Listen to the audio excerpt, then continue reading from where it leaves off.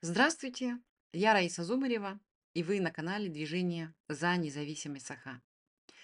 Очень прошу подписаться на наш канал, поставить этому видео лайк и прокомментировать его. Это очень поможет продвижению нашего канала, ну и вообще нашей работе. Спасибо вам большое заранее. Начать я хочу с того, что многие комментаторы меня упрекают в том, что я не говорю на якутском языке. Сахалыда Сахарбат, эти чёча, говорят они мне, да? Типа, какая она патриотка, пишут они в комментариях. Сразу им скажу, пусть они успокоятся.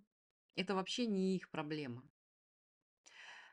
И вообще это единственное, в чем меня можно сейчас упрекнуть, да? Сахалы Саамбат. Хотя я по-якутски прекрасно понимаю, да, сама перевожу видео, да, тексты перевожу, и на бытовом уровне вполне себе могу поддержать беседу. Между тем, коррупционеры в республике Саха говорят на чистейшем якутском языке.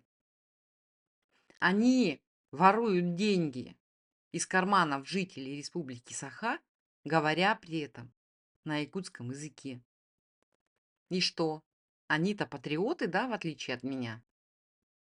Более того, люди, которые сейчас, в данный момент и уже на протяжении 3 лет занимаются геноцидом нашего народа, отправляют наших мужчин на войну в виде пушечного мяса, тоже говорят на чистом якутском языке. Многие даже на литературном.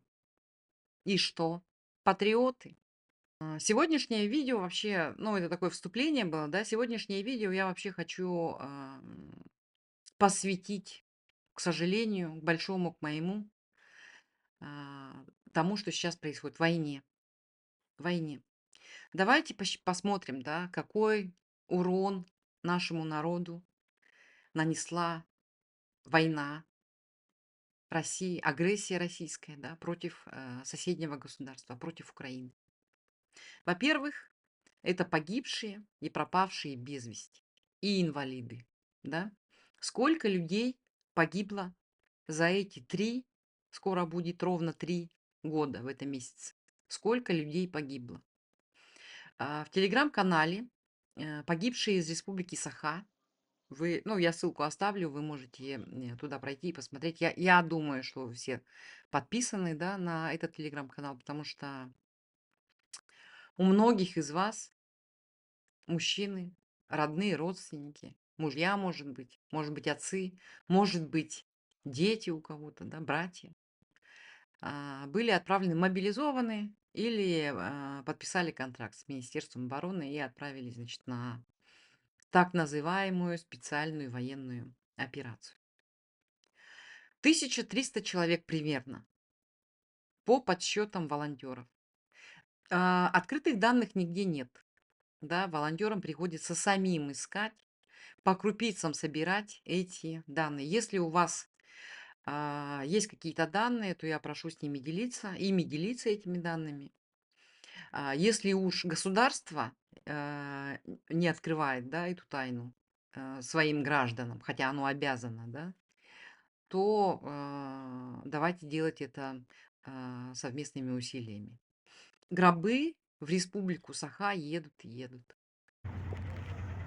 Вот приземлился самолет «Руслан». Мы забираем солдатиков погибших. Все наши пацаны с Якутска. 26 человек. Вот 2 машины загрузили Толика, меня загрузили. 16 человек мы забрали уже.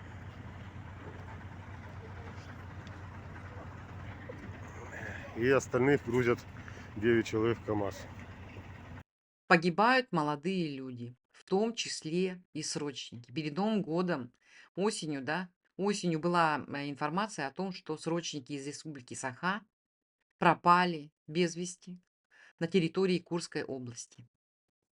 Потом выяснилось, что несколько срочников на самом деле пропали в Курской области, но их удерживало Министерство обороны за отказ воевать. Их заставляли воевать. К сожалению, мне неизвестно, что с ними было дальше. Кто знает, поделитесь в комментариях. Многодетные отцы погибают. Многодетные отцы, мужики, у которых по трое. Есть те, у которых 5 и 6 детей. Кто, вот у меня такой вопрос возникает, да, кто будет воспитывать их детей? На самом деле государству вот эти семьи, которые лишились отцов, не нужны. И ведь не каждая женщина переживет спокойно смерть любимого человека. У многих будет депрессия. Многие будут долгое время находиться в состоянии нестабильной психики. Как они будут воспитывать детей? Как живут многодетные семьи, мы прекрасно можем наблюдать. Вот Алена, мама 5 детей, старший спит там. Ее муж уехал на специальную военную операцию, защищать нашу страну. Все деньги ушли туда. Государство, наверное, думает, что если оно платит вот эти гробовые, несчастные там 7 миллионов рублей или сколько они там платят, да, ну в пределах 7, да, по-моему, последние данные были. Вот на эти деньги, что можно купить на эти деньги? Вот скажите мне, да? В Ленске квартира, в Ленске, потому что в Ленске очень много погибших из Ленского улуса. В Ленске квартира, стоимость квартиры начинается от 3 миллионов. А если у тебя несколько детей? Если у тебя их там трое, пятеро, да? Что делать? На что ты потратишь эти 7 миллионов? Неужели ты на эти 7 миллионов сможешь дать образование всем своим детям?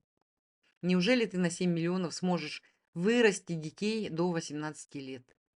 Я уже не говорю о том, что детям просто нужен отец.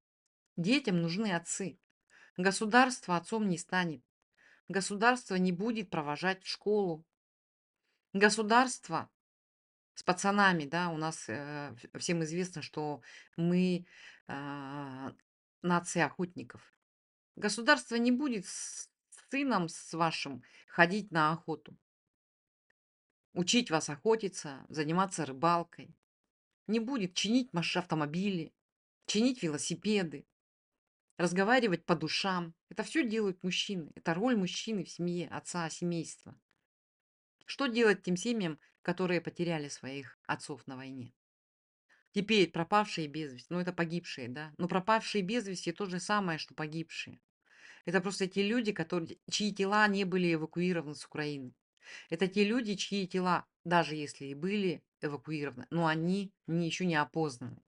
А может быть, эти тела еще не обменены, да, с украинской стороной, потому что обмен телами тоже происходит. Вот, поэтому сдавайте все ДНК и те, у кого родные пропали без вести. И требуйте от военкоматов, от Министерства обороны, чтобы они или обменивали, или возвращали, или эвакуировали, да, тела погибших. Потому что тела погибших нужно предавать земле. Мы все люди, и мы должны по-человечески относиться к тем, кто погиб, несмотря ни на что. Виноват, не виноват, правильная война, неправильная война, да. Все-таки по-человечески нужно относиться к погибшим. Это мое такое мнение.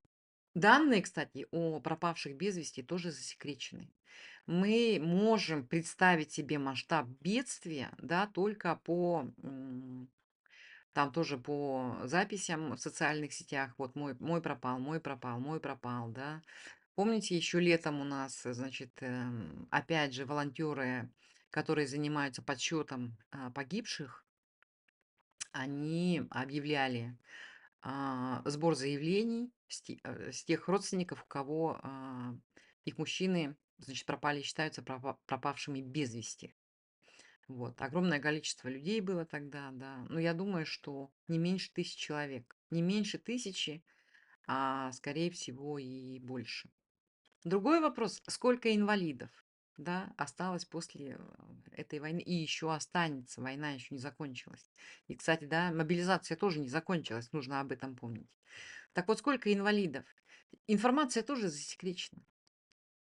Мы информацию получаем только вот, я не знаю, наверное, самые какие-то резонансные случаи. Помните, когда мужчина себе отрезал ногу? Ну, инвалид же, инвалид. Там еще много людей, в общем, и без ног, и без рук.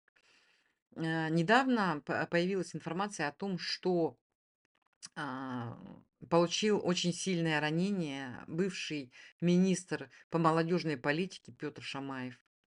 Вот, говорили о том, что он получил ранение лица, да, и видео появилось. И, кстати, на этом видео, сейчас вы его посмотрите, мужчина, который получил ранение, азиат, да, и очень похож на Петра Шамаева.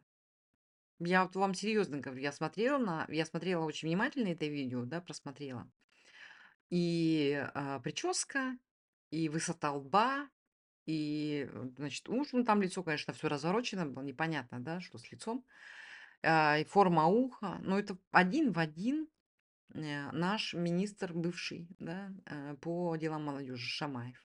Нихуя себе, пулю пережил, Не знаю, снайпер, не Да, снайпер. пуля, да. Нас больше с калашей, короче, долбили. Нас и АГСки закладывали, и калаши, и минометы, и фипишки, нас все там закладывало. Держу. Нас просто все закладывало, все, что можно. Сегодня появилась информация о том, что Шамаев наконец-то вышел на связь, опубликовал что-то там в своем телеграме или где, и фотография того, что он остался без ноги. Ну, тоже не очень хорошо. Тоже не очень хорошо, да? А может быть, это он и без лица, и без ноги. Никто же не знает правды. Давайте посмотрим, заглянем сейчас к Шамаеву и посмотрим, он ли это был. Вот его телеграм-канал, да? Такое на войне случается, пишет Шамаев. Главное, живой. Хочу поблагодарить всех, кто участвовал в моей эвакуации. Особенно Мамона. Он тащил меня на себе больше 4 километров. Через бурьяны, завалы по лесополке. Все спрашивают, как это случилось. Пошли на разведку в тумане смотреть новую точку полетов. Шел первым и подорвался на противопехотной мине. Тут меня прокапали. Врачи хорошие, но строгие. Чувствую себя гораздо лучше. Поездка домой откладывается. Поездка домой откладывается, говорит бывший экс-министр по делам молодежи Петр Шамаев. А что значит откладывается? На лечение? Или его будут отправлять на войну снова? Утилизировать, как мы знаем, делает Министерство обороны. Посмотрите видео. Ну туда как на БЗ пошли. Это пиздец просто, блядь. Давай, мужики. Я вас провожу, я сейчас старую сумку донесу вам. Пиздец, блядь. 20-й армия.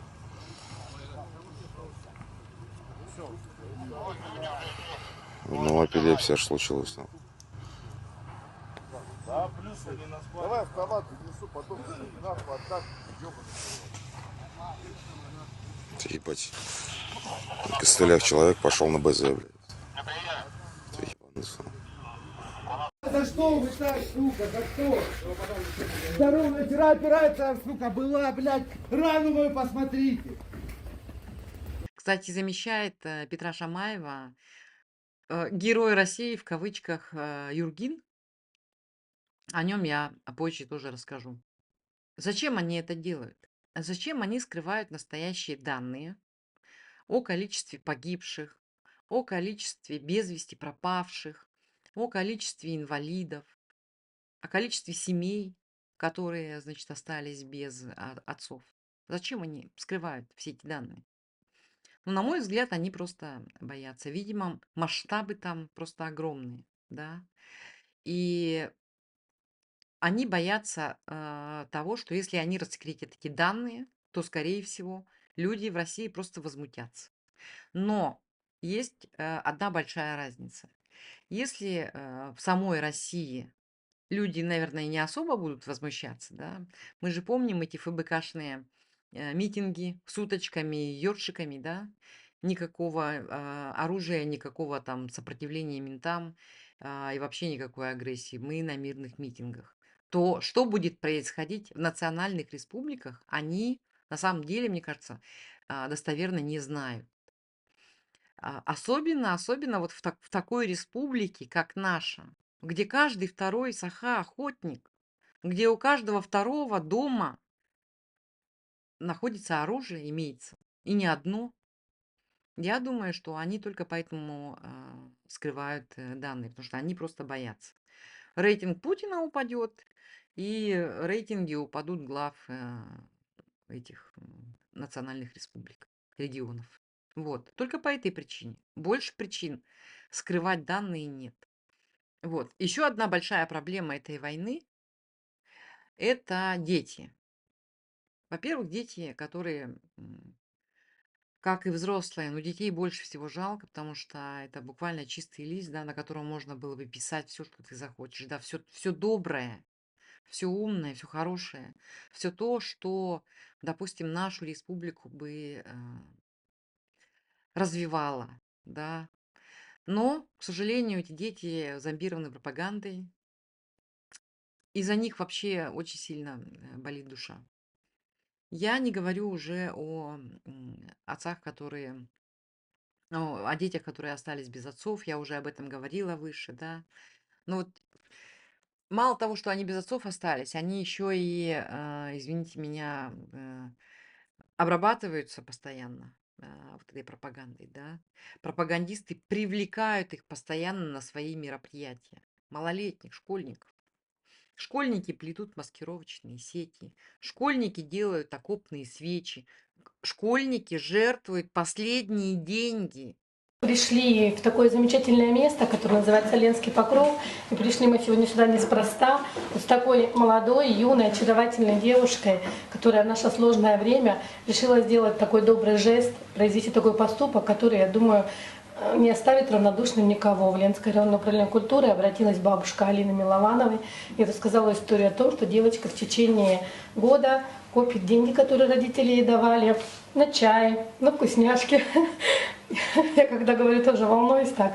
Вот, она отлаживала их, собрала определенную сумму и своим взрослым волевым решением приняла такое решение, что эти деньги она отдает ребятам, участникам СВО, наш Ленский Покров. Ксения Быкова, которая, как она сама сказала, является кошельком данной общественной организации, сегодня с радостью примет этот вклад. Эти деньги пойдут только на самое доброе, светлое и мудрое. Ну, Алина, расскажи, сколько ты пожертвуешь, сколько ты копила 12. эти деньги? 12 тысяч я пожертвую, да, помочь, чтобы там купили что-нибудь, чтобы там же шить эти сети, ну и помочь, да. А у тебя есть какое-то пожелание, куда бы ты хотела, чтобы они направились? То есть на покупку аптечек, может быть, или на вкусняшки солдатам, те, которые ты себе отказала, чтобы им помочь? То есть, может, ты думала, фантазировала, куда бы мы могли направить эти деньги? Чтобы, наверное, лечить их и также делать нужное, что им надо. Все хорошо. Вообще невозможно смотреть на наших детей саха, которые одеты в военную форму и маршируют. Это у меня такое ощущение, когда я на них смотрю, что это вообще на самом деле Северная Корея, а не моя родная любимая республика. Кто им расскажет потом? Как они себя будут чувствовать потом, когда? В какой фрустрации они будут находиться потом, после того, как война закончится, и они узнают правду? Кому они, эти дети, будут верить потом в будущем? Дальше. В школах, там, вообще в учебных заведениях с молодежью работают сейчас так называемые герои СВО. Да? Я вот вам сейчас хочу рассказать вот недавний случай, значит, в одном из колледжей в Нерингре урок мужества вел Антон Распетюк. Вот его фотография. Антон Распетюк был осужден в 2021 году за хранение и сбыт наркотических веществ в особо крупном размере и был наказан лишением свободы на 6 лет в колонии строгого режима. А до этого он привлекался по административному правонарушению, опять же, употребление дезоморфина. Еще одно административное правонарушение у него было. Оскорбление сотрудников полиции, сопротивление и попытка к бегству. Далее, да, кто у нас с молодежью работает? Замещает Петра Шамаева, раненого. Юргин. Открываем, значит, ВКонтакте информацию о этом герое и читаем. Командир черной мамбы с позывным «Рубеж» вешает на себя медальки. А сколько людей погубил? Я очень надеюсь, что все эти парни, которые погибли, опять же говорю, повторюсь, да, неважно, там, кто виноват, кто не виноват, кто там совершил преступление, развязав войну. Давайте все это отбросим. Люди погибли, по-человечески нужно к ним относиться. И как раз-таки этот человек, Юргин, он отнесся к своим подопечным, кем он командовал, совершенно не по-человечески.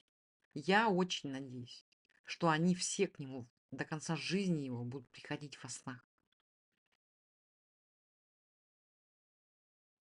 В конвенции по международному, значит, гуманитарному праву четко прописано, что использование детей в военных конфликтах, даже косвенное использование, влечет за собой наказание. Айсен Николаев напрямую причастен к использованию наших детей в военном конфликте между Россией и Украиной. Я, конечно, не скажу, что все эти дети для нас потерянное поколение. Ну, все вот эти вот маленькие школьники, начальной школы, там, средней школы. Нет, оно не потерянное поколение. Но когда мы обретем независимость, и именно поэтому нам нужна независимость, да, потому что детей жалко. Вот. И когда мы обретем независимость, я предполагаю, что нужна будет большая работа вот конкретно с этими молодыми людьми, с этими ребятишками, которые сейчас учатся в школах и которые, к сожалению, к большому, подвергаются, да, использованию вот в таких отвратительных целях, как война. Что такое война, да? Как она на нас влияет? Это же на самом деле геноцид нашего народа. Нас осталось всего там 400 тысяч, мы каждый раз об этом говорим. Да даже меньше 400 тысяч нас самих Саха, осталось. Сколько людей гибнет, сколько людей уехало. Это самый, наверное, самый первый массовый исход Саха с территории компактного вот постоянного проживания. Сколько людей уехало в Соединенные Штаты Америки, там не 1000. Уезжают мужчины и забирают свои семьи. Кто из них вернется обратно? Единицы. Единицы приедут и будут строить, отстраивать независимое новое государство. Ну, спасибо, что они, конечно, приедут, но этого мало будет. Нам что-то придется делать с теми людьми, которые остались, которые сейчас там живут, которые напрочь зомбированы пропагандой. Нам с ними что-то нужно будет делать. Нам с ними нужно будет жить, и нам как-то нужно будет приводить их в чувство вообще. Огромный отток населения, огромная смертность, скорее всего, и статистики вы нигде не найдете. Это как во время Второй мировой войны, да, по разным данным, мобилизовали из республики Саха около там, ну там это считается военные боевые потери, да, и погибшие, и без вести пропавшие, и инвалиды, раненые, да, 20%, до 20% насчитывают. И огромное количество людей погибло в тылу. Сейчас, конечно, такой ситуации нет, но вместо того, чтобы наши деньги тратить на убийство мирных жителей в другой стране, мы могли бы потратить эти деньги на то, чтобы обустроить жизнь внутри республики. Это 17-й квартал Якутска, самый плохой, ужасный район города. Вы только посмотрите, как выглядят подъезды. Это жесть просто, ребята. Почему эти деньги, которые сейчас пускаются на войну, почему эти деньги, которые сейчас в огромных количествах идут в Украину в виде гуманитарной помощи, да, для военных российской армии, почему бы их не потратить на благоустройство наших жителей? Вообще у меня вопрос, да, к Айсену. Почему он не остановил мобилизацию в республике Саха? И он должен понести за это наказание. Помните, в одном из голосовых сообщений у нас на канале, кстати, да, одна женщина говорила. Вот я сейчас вам напомню. Айсыны петтехтех народу ниннигер. Уолаттары бутын болны эдер бай хылы үшүгей чулуттан чулу уолаттар бутын тутаттан иддетелете ди ыталата. Ким Путин иннер үшүгей бола сатан. Болны вола слишком перебор этбак болы. Котулар башчаты, кини көмүскөктеат артистская улустары. Генофонд, весь генофонд нации Саха, он уничтожает эти политики-то кирен, бекке билер.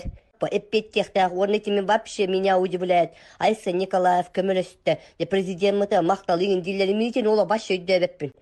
Эбейіне хәбі, оны тоқта мақтанағын нады тағуқ. Жабы кеге. Байыр, тайыр әрі оны бұлақты керегілі өйді олар бітіреден ке политикалақ ке. Туғы шөйін орды манна республикаға. Туғы доңар бата. Онна үчөй бола хатанжа, о дынырга, онна мана көмө бөтө, болна качын ыйт олороди. Ота мана хотя бы дом сирот үчөйдүк оңор өтлер, или дом престарелых, или школа, или гадагы жоннор где-то всю жизнь мана коренное население билете хоголорор, где-то хоголорор. Артическая вообще балыкты да кыхтар. Төрүт олоктоктор. Но неужели она не права? Неужели она не права? Все то, что происходит сейчас, как бы Айсен ни говорил о том, что все хорошо, прорывы у нас одни и экономические взлеты, да? Экономический расцвет. К сожалению, это не так. Слова Еремеева последнее подтверждение тому, что республика находится в ужасном экономическом положении. Мы дотационный регион, глубоко дотационный регион. И недавно, значит, тоже патриот типа Манчары, да, Афанасий Максимов говорил о том, что ну вот, ну как же это так получается, что Республика Саха является дотационным регионом. Ну такого же быть не может, да. И в ту же очередь говорит, ну блин, ну Путин же молодец. Вот Путин же остановил вообще все это вот, всю ту несправедливость, которая происходила при Штырове, да, он имел в виду. И похвалил Путина. Ну, то есть и нашим, и вашим. Пока в республике будут такие люди, которые и нашим, и вашим, и пока в республике будут такие люди, которые занимаются конкретно геноцидом, уничтожением нашей нации, уничтожением вообще нашей республики, экономики нашей, как Айсен Николаев, добра не будет, мира не будет. Республика не будет жить хорошо. А такие люди будут, пока мы находимся в составе Российской Федерации. Потому что Российская Федерация – это коррупция. Российская Федерация – это железная рука, которая сдавливает горло, да? Всем, кто пытается говорить о независимости. Всем, кто хочет самостоятельно развиваться и экономически, и социально. И такие акты геноцида будут происходить не один раз. Тем не менее, хочу сказать о том, что мы поборемся. Свобода, как говорится, не за горами. Я очень верю вот в эти слова. Свобода не за горами. Придет еще время, когда мы эту свободу, независимость обретем. Всем спасибо за внимание. До скорой встречи.